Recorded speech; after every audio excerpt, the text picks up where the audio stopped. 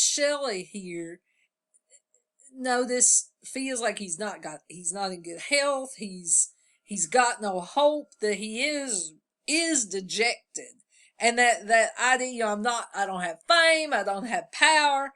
And that idea, though, that here is he sitting by the seaside on this absolutely gorgeous day, yet now despair itself is mild, and that wish there 30 I could lie down like a tired child and just cry until death like sleep just takes him away unconsciously. But that last stanza, the pain there, some might lament. There might be some people who'd be sorry that I died. Like, I'm going to be sorry that this beautiful day's over. I hear anyway that the temperature tonight is supposed to drop like crazy after these gorgeous 70s in February today. For him. So I'm going to regret that tomorrow. It's been so beautiful. But this sense that, some might lament that I'm dead, sort of like, he's going to be sorry that the day is gone. They might lament, for I am one whom men love not and yet regret. I'm not the kind of person people love. So it's not going to be that, oh, I'm so sorry to hear about that dearly beloved Shelley. I'm so sorry he's gone. No, it won't be that kind. It's that since people aren't that crazy about me. I mean, he is that wild guy who's, married too many women at the same time and who, rebels against normal social conventions. But they regret. Oh, it's a shame. He's so talented, or he's so intellectual, or, his daddy had such wonderful plans for him, and look how he's wasted them. That sense that, well, I don't know, that perhaps you sometimes felt going to a funeral that this guy had potential, but he wasted it. Or I wish his life, it had turned out differently. Unlike this day, that since today's been beautiful, I'm going to remember that beautiful day. Like joy in memory, like Wordsworth thinking about those daffodils. That's, that sense memory, this day is a beautiful day, but I'm going to be the opposite of that in the way people remember me. Let's move to England in 1819. And here we're again seeing some disappointment. If you remember Wordsworth's poem about the sad state of England, here's another one. That Wordsworth wanted Milton back. Here we've got Shelley, who again has such revolutionary dreams. He wants democracy. Shelley is a huge fan of total democracy, none of this partial stuff. And, England in 1819 is anything but that. After all, George III of American Revolution fame is still living, and he's crazy. He's been crazy since 1810, and many probably would say he had started that way back in 1776. But he has been, this is the Regency period between 1810 and 1820. George is crazy, and his son, the Prince Regent, is actually the man behind the throne, the one who's actually ruling. His father is in special care. An old man, blind, despised, and dying king. Nobody liked him much anyway. I mean, after all, you've lost America.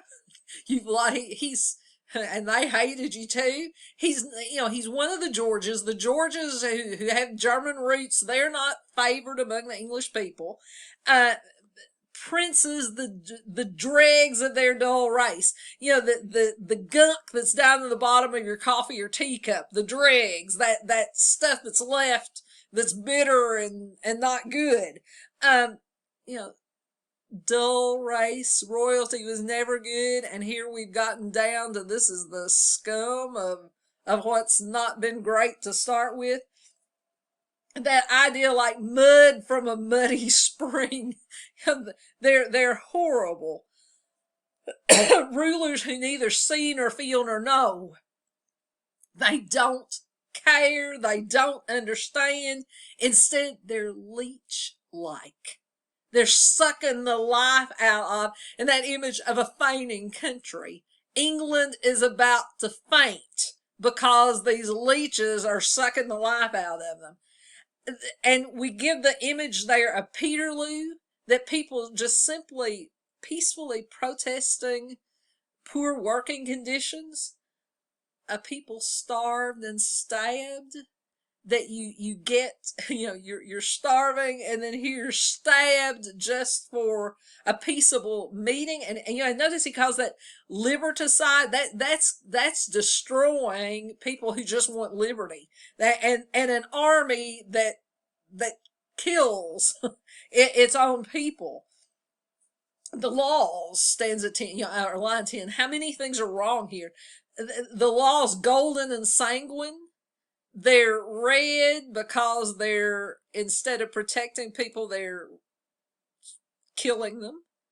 Blood. And golden, well, money talks, bribes work. That's how the laws are here. And that image there too, they tempt and slay, they kill, they make you do wrong there. And religion. What's a religion if it doesn't have a God? Christless, godless. The church isn't worshiping anyone. The Senate, the government is horrible. But notice Shelley still has this revolutionary kind of hope.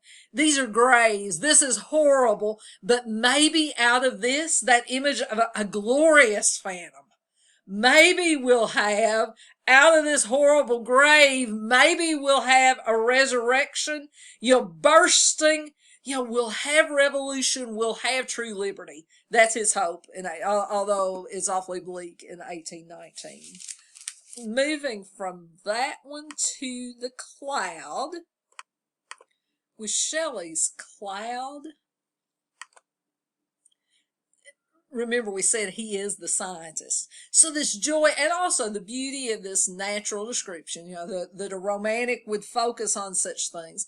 But the beauty there of the cycle of the rain and the cloud, and some of the beauty, fresh showers, for those thirsting flowers, and the image there, line 9, I bring hail, and also there, line 11, then again, I dissolve it in rain. I'm a cloud, and I dissolve, and then I can laugh in thunder. The beauty, I sift the snow, all the things, these clouds, lightning, my pilot sits, there, line 29, all the while I bask in heaven's blue sky. Hey, while it's raining below, I'm looking at the sun, the upper part of me, while the bottom part dissolves, these wonders within the cloud itself. I like there, line 55, the image of there being a rent in his wind-built tent. There, as we have the cloud, or line 65, the bridge-like shape. Here's the rainbow. And sunbeam proof I hang like a roof. The mountainous columns, the triumphal arch through which I march, that too, beauty of the million-colored bow, that rainbow there. 75, I pass through the pores of ocean and shores. I change, but I cannot die. This image of the cloud that renews, over and over, and there the wind beams, hey, we build back up a blue dome, and the cenotaph image. Hey, I laugh at my own tomb, because my tomb's an empty tomb.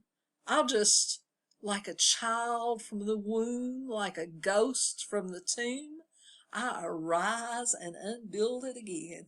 Hey, I'm a cloud, and I can dissolve, and I can come right back. The skylark. Think about the beauty of a lark's song. And the European skylark is a bird that flies so high above that you hear the music but can't see the bird, which for Shelley is a beautiful image of poetry. That here, creativity, inspiration, things that you hear the result or see the result of, but that you don't actually, they aren't present there. I'm looking here, that idea, line 2, bird thou never wert. Ooh, here's this gorgeous song just flying out of the sky. That's something more than a bird. This image of creativity, that unpremeditated art. Here it's just pouring out of this bird that keeps going higher and higher, fainter, and you can't see it at all. Like line 15, an unbodied joy. And there, I can't see you, but I still hear you. And line 31, what thou art, we know not. Where does inspiration come from? What exactly is that? Or hear this bird, here's this gorgeous song. We can't see it. What is it? And then we do all those, notice all the like comparisons, all those stanzas that start with like a poet hidden. This is what Shelley wants to be. Singing hymns until the world is wrought to sympathy with hopes and fears that he did not. Shelley wants to inspire inspiration and freedom.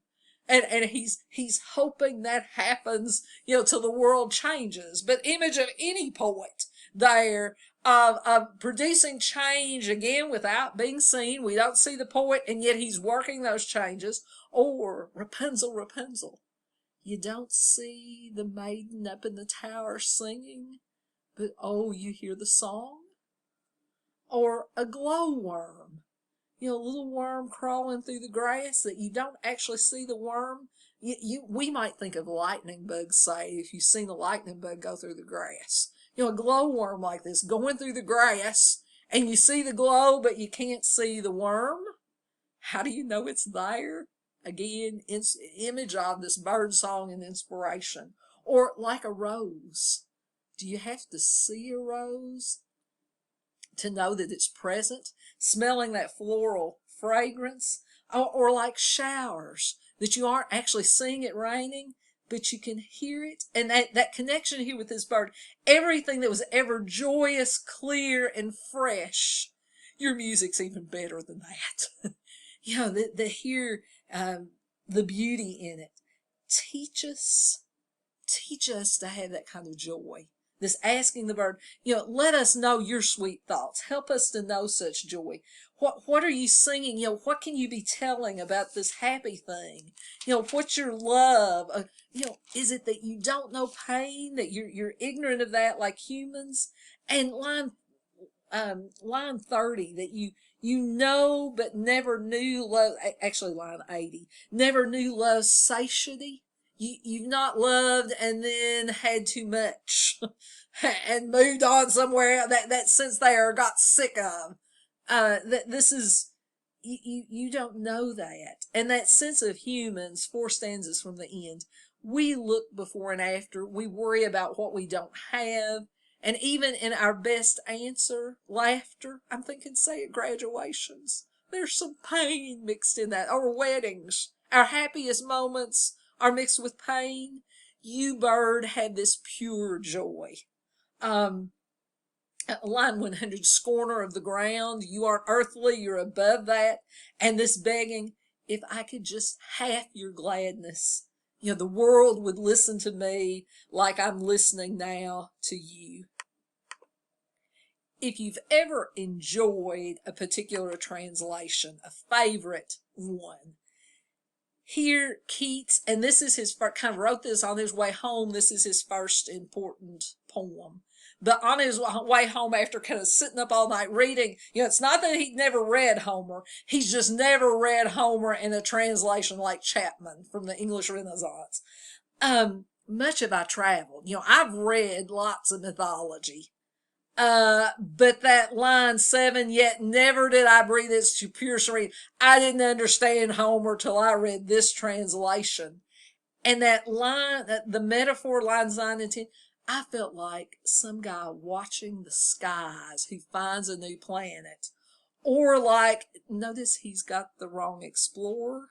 the idea is right, but it's not Cortez who